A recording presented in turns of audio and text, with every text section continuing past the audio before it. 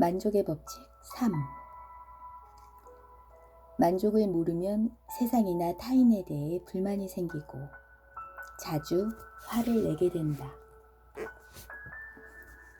부정적인 생각이나 분노는 건강에 큰 적이다. 세상에는 1년 365일 동안 화를 내는 사람이 있다.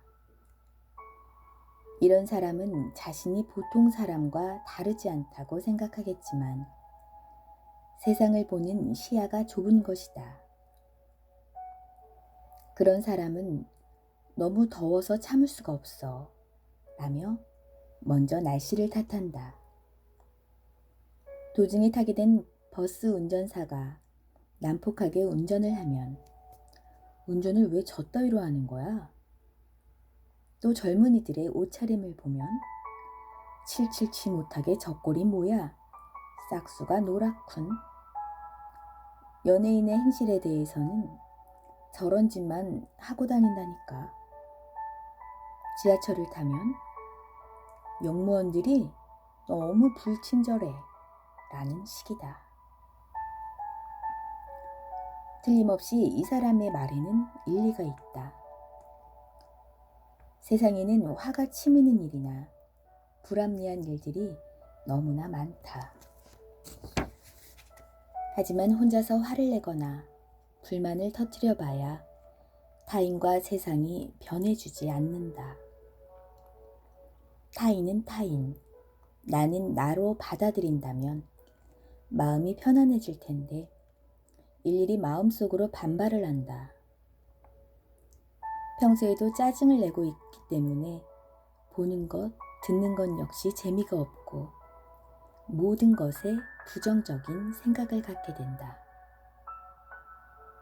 이런 사람은 건강에 대해서도 걱정할 일이 생긴다. 화를 계속해서 내다 보면 이른바 머리에 열이 오르는 상태가 되어 아드레날린이나 노르아드레날린이 체내에 다량으로 생산된다. 이런 물질들을 필요 이상으로 분비되면 혈관을 수축시키거나 혈관벽을 막는 작용을 한다. 이 상태가 심해지면 혈전을 만들어 뇌혈전이나 협심증을 일으키기도 한다. 부정적이고 화를 잘 내는 성격을 가진 사람은 자신도 모르는 사이에 주변 사람들을 불편하게 만든다. 그뿐만 아니라 모든 일에 대해 공격적이고 부정적인 탓에 자신의 에너지를 제대로 사용할 수가 없다. 결국 자신의 건강을 악화시키고 스스로 위험에 내몰리게 하는 것이다. 한편 긍정적인 감정을 갖는 사람은 처음부터 타인과 세상을 마음대로 움직이려는 생각 자체를 하지 않는다. 자신과 다른 사람이 있다면 어떤 사람인가 흥미를 가지기 때문에 안정된 심리 상태를 유지할 수 있다. 따라서 당연히 스트레스도 적다. 자신과 다른 행동이나 생각을 하는 사람이 많기 때문에 세상이 즐거운 것이다. 상식에서 벗어난 행동을 하는 사람, 뻔뻔한 사람, 자기 과시욕이 강한 사람, 이런 모든 사람들을 관찰의 대상 혹은 감상의 대상이라고 생각하면 꽤나 즐거워진다. 모두가 같은 생각을 하고 같은 행동을 한다면 그것이 오히려 이상한 것이다. 같은 현상에 대해서도 받아들이는 입장에 따라 흥미롭게 보는 사람과 시시하게 여기는 사람이 있다. 이는 후지산을 서쪽에서 볼 것인지 동쪽에서 볼 것인지의 차이일 뿐이다. 불만을 터뜨리는 사람은 자기 스스로 세상과 인간관계를 시시하게 만드는 것이다. 긍정적으로 사물을 바라보면 화가 치미는 일도 없고 재미있는 일이 많은 것이 세상이라는 걸 깨닫게 될 것이다. 그러면 스트레스가 쌓이지 않으므로 자연 치유력도 제 기능을 발휘하고 질병에 노출될 위험도 줄어든다. 즉, 인생이란 테이블 위에 놓여진 음식이라고 생각하면 된다. 갈비찜이 없다거나 잡채가 없다거나 신선로가 없다고 불평을 해봐야 도리가 없다. 있는 것을 감사히 여기며 느긋하게 즐기는 것이다.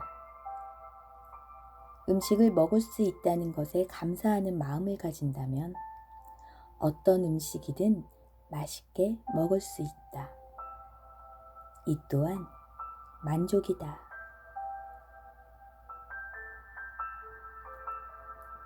만족의 법칙 4. 인생은 즐겁다고 생각하면 재미없는 일도 즐거워진다. 이번도 즐겁게 생각하면 회복이 빠르다. 이번이란 단어는 사람을 매우 우울하게 한다. 46시간 동안 침대에 드러누워 좋아하는 음식도 먹지 못하게 되면 심각한 병이 아니어도 즐거울 리가 없다. 가능하면 입원 따위는 하고 싶지 않을 것이다. 하지만 입원을 해야 할 이유가 있어 입원을 했을 터이니 도망갈 수도 없는 일이다. 우울하고 재미없게 지내도 즐겁고 유쾌하게 지내도 입원이다. 기왕 입원할 것이라면 즐겁게 병원 생활을 하는 것이 유리하다. 자영업을 하는 어떤 여성이 남편과 함께 사업을 시작하면서 도중에 병원에 입원을 해야 할 일이 생겼다. 큰 마음 먹고 평소에 입어본 적도 없는 최고급 파자마를 사서 입원을 했다.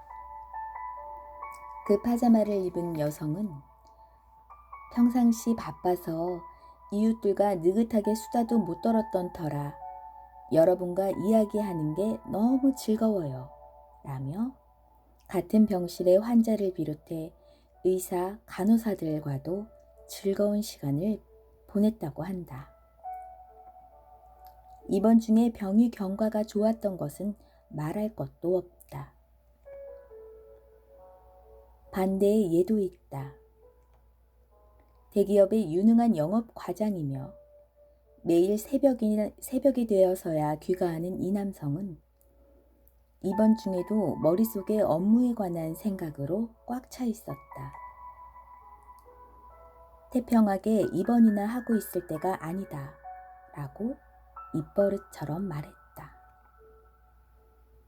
결국 휴대전화를 지참하고 입원한 그 남성은 결국 검사나 링겔 주사를 맞고 있는 사이에도 회사로 전화를 걸어 짜증을 내고 고함을 지르며 하루하루를 보냈다. 당연히 같은 병실 환자들과도 사이좋게 지내지 못했다.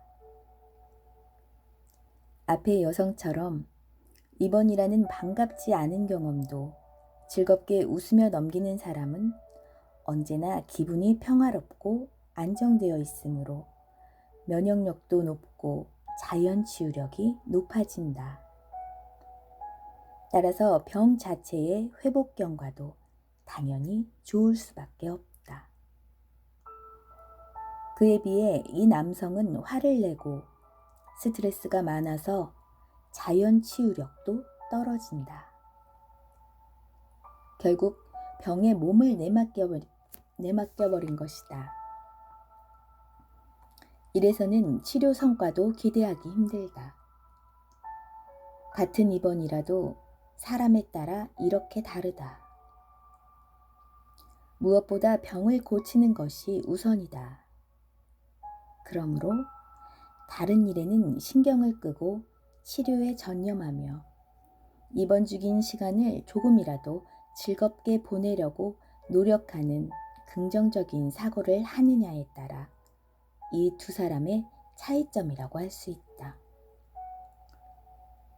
즐겁다고 생각하는 것도 재미없다고 느끼는 것도 본인 마음먹기에 달려있다. 세상에는 행복도 불행도 없다. 모든 것은 생각하기 나름이다. 거짓으로라도 즐겁다고 생각하지 않으면 손해인 것이다. 여기서 필자는 이런 이야기를 떠올려 본다. 옛날에 두 딸을 둔 어머니가 있었다. 딸들은 각각 우산 가게와 집신 가게에 시집을 가게 되었다. 어머니는 비가 오면 집신이 팔릴까 걱정하고, 맑으면 우산이 팔리지 않을까 걱정을 하며 한시도 마음 편할 날이 없었다. 어떤 이가 이를 보고 어머니에게 이렇게 말했다. 아주머니, 맑으면 집신이 잘 팔려서 좋고 비가 오면 우산이 잘 팔리니 또 기뻐하면 되지 않겠습니까? 라고. 어떤 일이든 긍정적으로 생각하라는 이야기다. 인생에는 부정해도 소용없는 일이 산더미처럼 많다. 이번이라는 사태를 부정해봤자 아무 소용없다. 이번과 정면으로 맞서 싸우며 한시라도 빨리 퇴원할 수 있도록 노력해야 한다. 이번이라는 절망적인 상황에서도 만족할 수 있는 마음, 거기에 만족이 있다.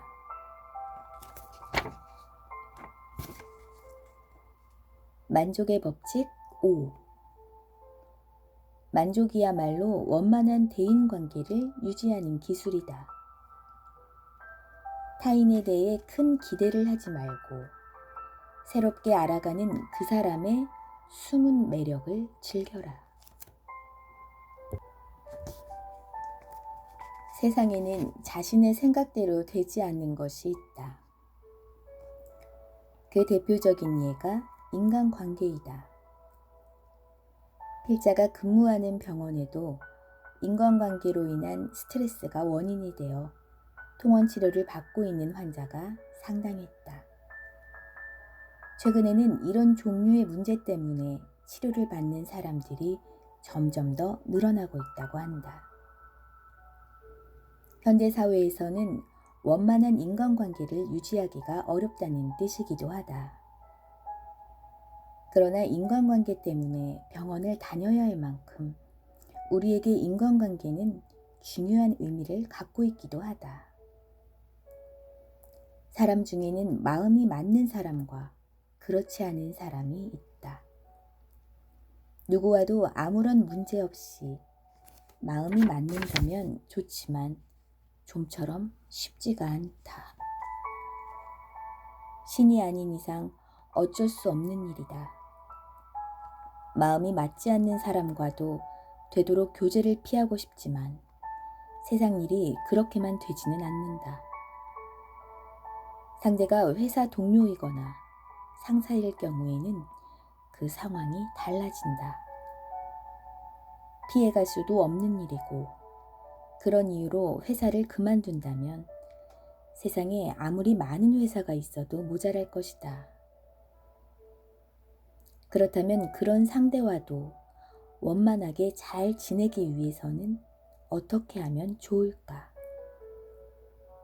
우선 상대에 대한 요구를 적당한 선에서 억제해야 한다. 즉, 만족인 것이다.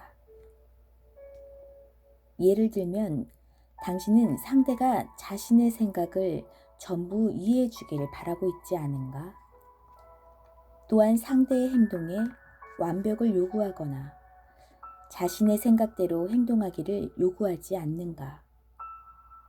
같은 일을 하더라도 사람에 따라 일하는 방법이 제각기인데 자신의 생각이나 행동을 타인에게까지 강요한다면 상대가 불쾌해하는 건 당연하다. 조금씩 이해가 깊어져야 하는데 지나치게 완벽을 요구하면 좀 더라던가 어째서라고 화를 낸다.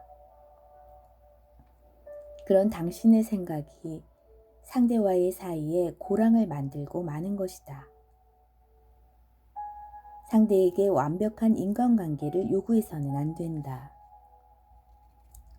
80% 정도에서 이 정도면 양보하지 라고 만족하며 그 사람을 알게 된 사실을 즐거워하고 소중하게 여겨야 한다. 이렇게 하면 언제나 평온한 심리 상태로 있을 수 있으며 상대와도 자연히 마음이 통하게 된다. 인간관계는 남은 20%가 있기 때문에 재미있고 그 참맛을 음미할 수 있는 것이다. 이 20%는 상대만이 갖고 있는 미지의 부분이다. 말로 표현할 수 있을 만큼 간단하진 않지만 족함을 안다는 생각으로 여유롭고 원만한 대인관계를 만들어 나가고 싶다. 그것이 인생을 풍요롭게 하기 때문이다. 만족의 법칙 6. 일정한 연령에 달하면 욕심보다 미를 추구하는 것이 마음을 평온하게 한다.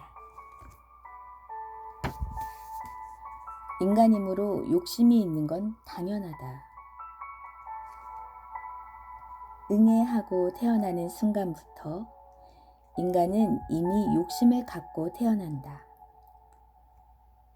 식욕부터 시작해 생리적 욕구, 안전하게 지내고자 하는 욕구, 물욕, 성욕, 집단에 속하려는 욕구, 명예욕. 이런 시간을 살아가다 보면 자신도 모르는 사이에 많은 욕구와 접하게 된다. 욕구라고 하면 보통은 좋은 의미로는 쓰여지지 않는 경우가 많다. 그런데 그렇게 생각할 문제가 아니다. 이는 삶의 기본이다. 보다 잘 살아가려고 하는 욕구가 의욕이다. 식욕이 있기 때문에 우리들은 생명을 유지할 수 있고 성욕이 있기 때문에 자손을 남길 수 있으며 사랑하는 사람과 함께 살아갈 수 있다. 욕구가 나쁘다고 말할 수는 없다. 다만 욕구의 과잉이 나쁜 것이다. 어느 정도의 욕구는 인간답게 살기 위한 원동력이 된다. 그것은 자신을 보다 고귀하게 만들어주는 힘이다. 또는 사회적으로 보다 높은 위치에서 보다 풍요로운 생활을 할 수 있도록 해주는 욕구는 좋은 자극이 된다. 그러나 나이가 들어서도 이렇게 욕구가 지나치면 고려해봐야 할 문제이다.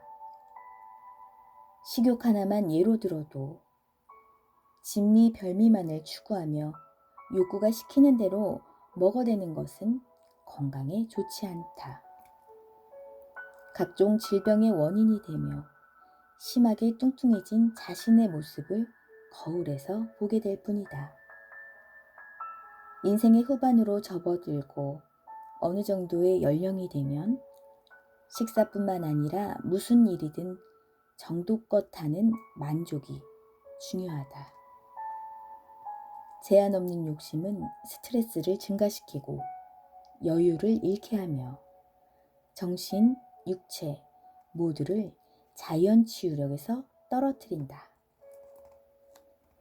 돈과 재산, 주의 등이 있다면 상관없지만 그런 것이 전부는 아니다.